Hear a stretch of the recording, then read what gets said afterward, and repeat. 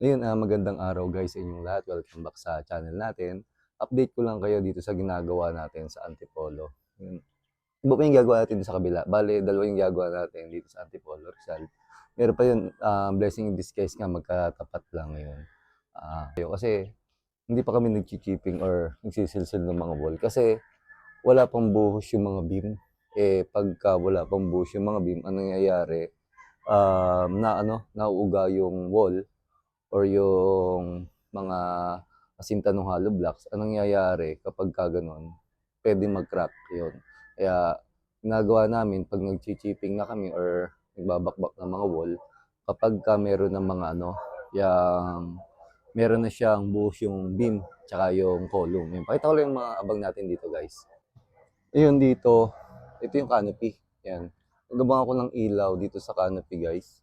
Yun, tapos yung mga PVC, meron na rin tayong tumaas.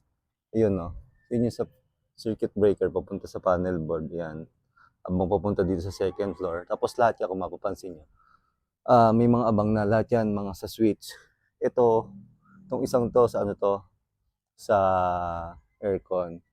Tapos yung iba dyan, water heater, aircon. Yan kasi lahat yan wala pang buhos, pati yung mga beam niya. Yun, no. Yung switch naman nito, nitong canopy na to, yun, pababa dito. Yan na ito guys. Yan, dyan tayo switch or maglalagay ng switch para dito sa canopy. Yun, umakit lang ako na mas mataas. Ito yung canopy. Para makita nyo na wala pang buhos. Tapos yan, pag mag-aabang kayo ganito guys, yun, kailangan nasa sentro siya para kung mag-asinta or mag-CHB, abot pa rin siya. Nasa gitna. Huwag sa side. Kaya ito, di ba nasa side? Inilagay ko pa sa side. Inilagay ko pa sa gitna. So, ito yung iba pang canopy. Wala pa naman siyang buhos pero inabang ako na. Yan. Kasi ang mangyayari sa kanya kapag ka nabusan na yung beam, then halimbawa, ito hindi kasi ibubuhusan yung canopy pa unahin nila yung beam. Mangyayari niyan, obligado tayo magsilsil ng beam kapag ka hindi natin inabang yan papunta dito sa mga canopy. Yun. Tapos punta tayo doon sa ground floor. Pakita ko sa inyo yung nabuhusan doon sa slab. Kung ano yung tsura kasi nakapagtanggal na sila ng formworks doon sa slab guys. So, ayan, baba tayo dito sa ground floor. Ayan, ito yung hagdan. Ito na nga pala yung mga papunta sa panel board. Galing yun sa ceiling ng ground floor, tapos papunta sa second floor. Ayan, ito kasi slab nung second floor.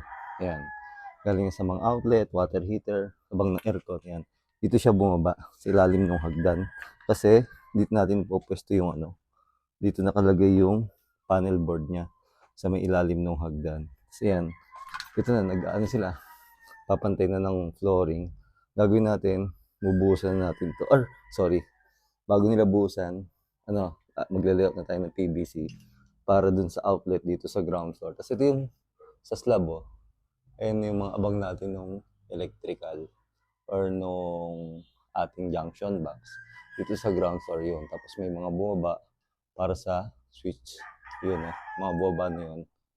Yan. Gagawin natin, baka tayo.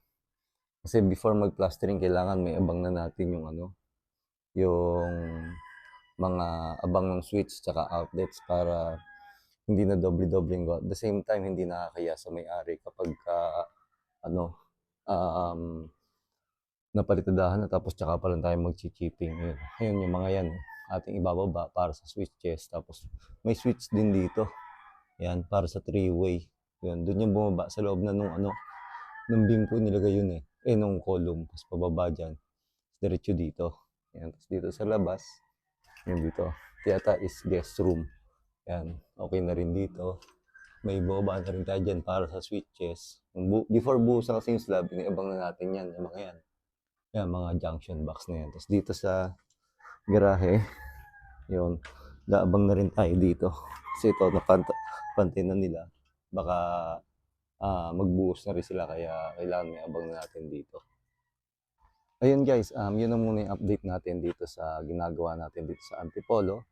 The next video natin dito sa Antipolo, papakita ko sa inyo yung tamang abang ng utility box para sa outlet, tsaka sa natin, yung ating mga switches, tsaka yung taas nila, kung ano yung tamang height, yun. Papakita ko sa inyo, tsaka yung panel board, yung height ng panel board, height ng switch chest, yung mga utility box para sa outlet guys. Ayun. At maraming salamat po muli. Stay safe guys and God bless po.